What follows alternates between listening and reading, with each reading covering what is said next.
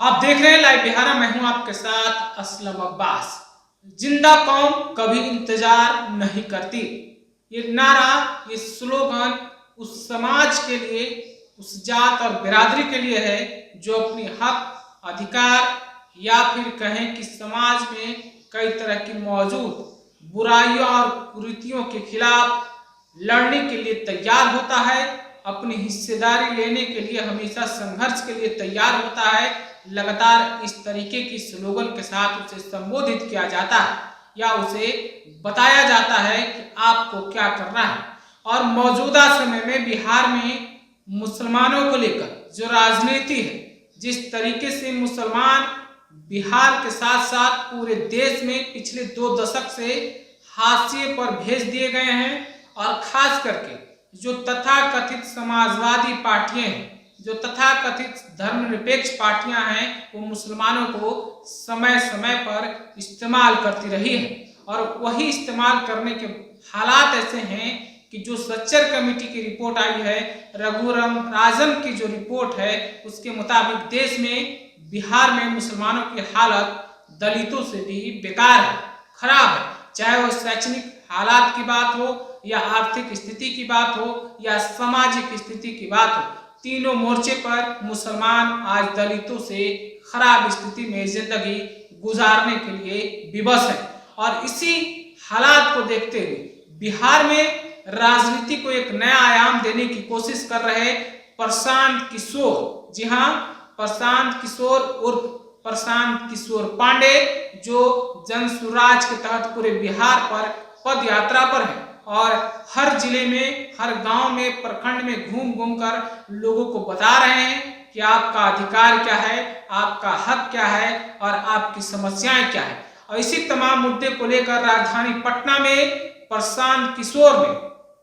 कई बड़े बड़े मुस्लिम दानिश्वरों के साथ, कई बड़े बड़े मुस्लिम स्कॉलरों के साथ बैठकर बात की है और आगामी विधानसभा चुनाव 2025 को लेकर राय मशवरा की है। और राय मशवरा के साथ साथ आप खुद समझ सकते हैं, बड़े पढ़े लिखे दानिश्वर मुसलमानों को, पढ़े लिखे लोगों को, दलितों को एक इकट्ठा करके एक मंच पर बात करना, कहीं ना कहीं बिहार में जो मुसलमान आजादी के बाद से अपने आप को ठगा महसूस कर रहा है, लगातार राजनीतिक रूप से उसे हाशिए पर भेज दिया गया है। खास करके जो तथाकथित धर्मनिरपेक्ष पार्टियां हैं या समाजवाद के नाम पर लगातार मुसलमानों को एक वोट बैंक के रूप में समझते रहे हैं और इस्तेमाल करते रहे हैं। उसी को लेकर प्रशांत किशोर अपने पदयात्रा के तहत सीमांचल हो या फिर सारण या पूरे बिहार का इलाका, हर जगह वो मुसलमानों के नब्ज को टटोल रहे हैं और टटोलने के साथ साथ 2025 विधानसभा चुनाव में कैसे भंजाया जाए, कैसे भुनाया जाए, इसको लेकर पूरी तरीके से कोशिश कर रहे हैं। और बड़े जो मुसलमान पढ़े लिखे हैं, दानिश्वर हैं, समाज के अच्छे खासे समझदार लोग जाने जाते हैं या समाज में उनकी अच्छी पकड़ है, उनके साथ प्रशांत किशोर ने राजधानी पटना में एक निजी हॉल में बातचीत की है, बैठक की है। और फिर जिस तरीके से प्रशांत किशोर जन सुराज यात्रा के तहत 2 अक्टूबर 2024 को प्रशांत किशोर अपनी एक नई अलग पार्टी बनाने का ऐलान कर चुके हैं और किसी भी गठबंधन के साथ जाने का पहले ही वो मना कर चुके हैं। यानी कि प्रशांत किशोर अपनी पार्टी का ऐलान करेंगे और अकेले चुनावी मैदान में होंगे। लेकिन सवाल है, एक तरफ एनडीए है बिहार में तो दूसरी तरफ महागठबंधन। अब बिहार में जो पार्टियों की अगर स्थिति है तो बिहार में भाजपा, कांग्रेस, जनता दल यूनाइटेड, राजद, भाकपा माले, सीपीआई, सीपीएम और फिर एआईएमआईएम यानी कि असदुद्दीन ओवैसी की पार्टी। इसके अलावा भी कई छोटे पार्टियां हैं जिसमें उपेंद्र कुशवाहा, मुकेश सहनी, जीताराम मांझी की पार्टी है। तमाम तरह की जो पार्टी है जो मुख्यधारा में चुनाव लड़ रही है, उनकी हिस्सेदारी है विधानसभा में, या फिर कहें कि हिस्सेदारी की चर्चा लगातार होते रहे। लेकिन तमाम पार्टियों के बीच में अब 2025 विधानसभा चुनाव में एक अलग पार्टी आपको दिखने वाली है, जिसका नाम क्या होगा 2 अक्टूबर को आपको पता चल जाएगा और प्रशांत किशोर इसका ऐलान भी कर देंगे। लेकिन सवाल है, क्या जिस तरीके से आजादी के बाद से मुसलमान ठगे जा रहे हैं, क्या मुसलमानों को लेकर प्रशांत किशोर के पास कोई एजेंडा है, या फिर प्रशांत किशोर जिस तरीके से बात कर रहे हैं हिस्सेदारी की, जितनी जिसकी आबादी उतनी उसकी हिस्सेदारी, और जो कैंडिडेट का चयन होगा, प्रत्याशियों का चयन होगा, वो पूरी तरीके से लोकतांत्रिक रूप से होगा। और यही लोकतांत्रिक रूप से वो पहले ही ऐलान कर चुके हैं कि बिहार में 75 मुसलमानों को टिकट प्रशांत किशोर अपनी पार्टी की तरफ से देंगे। लेकिन सवाल है कि प्रशांत किशोर के इस फैसले से बेचैनी किसको है, प्रशांत कौन है? आखिर प्रशांत किशोर की जो छवि है, प्रशांत किशोर पढ़े लिखे इंजीनियर हैं, वो लगातार कई जगह नौकरियां किए हैं और देश में एक मजबूत चुनावी रणनीतिकार के रूप में जाने जाते हैं। उनका अनुभव प्रधानमंत्री नरेंद्र मोदी के साथ काम करने का रहा, नीतीश कुमार के साथ काम किया, ममता बनर्जी के साथ काम किया और कांग्रेस के साथ भी उन्होंने काम किया है। और पिछले 10-15 साल में प्रशांत किशोर की जो चर्चाएं हैं राजनीतिक रूप से खूब होती रही है। लेकिन मौजूदा समय में बिहार में वो दौरे पर हैं और प्रशांत किशोर के नजर में सबसे बड़ी जो बात है वो मुसलमानों की सियासी रुख की बात है, यानी मुसलमान सियासी रूप से किधर जाएंगे, इसी नब्ज को पकड़ने की कोशिश पूरी तरीके से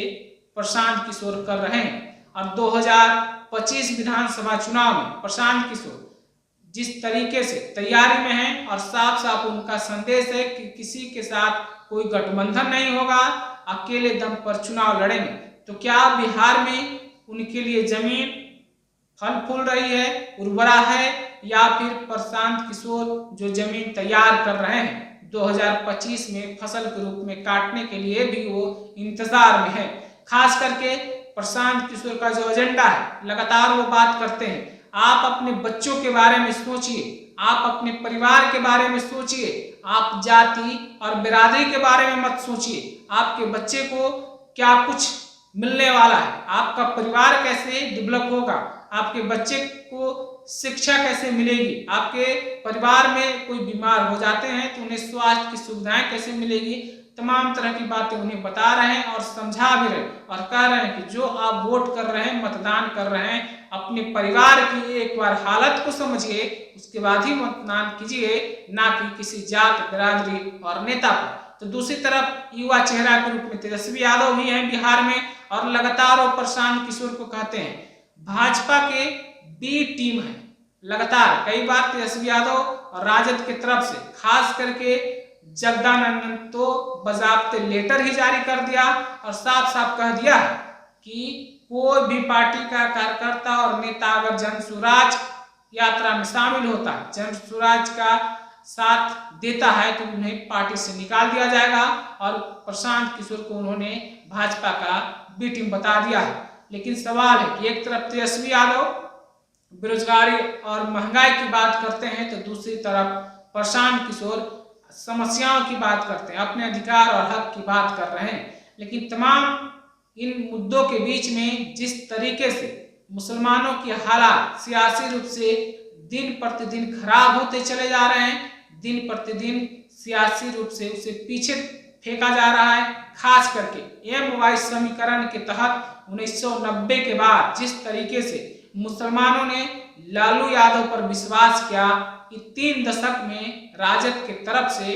कोई ऐसी पहल या काम या कहें कि कदम नहीं उठाया गया जो मुसलमानों को लगे कि राजद में उसे मजबूत हिस्सेदारी मिल रही है, चाहे वो लोकसभा में चुनाव लड़ने की बात हो या फिर विधानसभा में सीट मिलने की बात हो या फिर सरकार यानी कि सत्ता में आने की बात, मंत्री कोटे की बात हो। हर जगह मुसलमान अपने आप को ठगा महसूस कर रहा है। और रही सही कसर के रूप में असदुद्दीन ओवैसी की पार्टी सीमांचल के साथ साथ पूरे बिहार में भी मेहनत कर रही है। वो भी उम्मीद अपने मुसलमानों के प्रति सियासी रूप से जमात को मजबूत करने में जुटी हुई है। खास करके अख्तर इमाम लगातार बिहार के कई जिलों में घूमते रहते हैं और अपनी सियासत को मजबूत करने की बात करते हैं। लेकिन सवाल है कि प्रशांत किशोर 2025 में क्या कुछ गुल खिला सकते हैं। एक झलक प्रशांत किशोर MLC चुनाव में दिखा चुके हैं। जिस तरीके से अफाक अहमद ने जीत हासिल की थी सारण क्षेत्र से,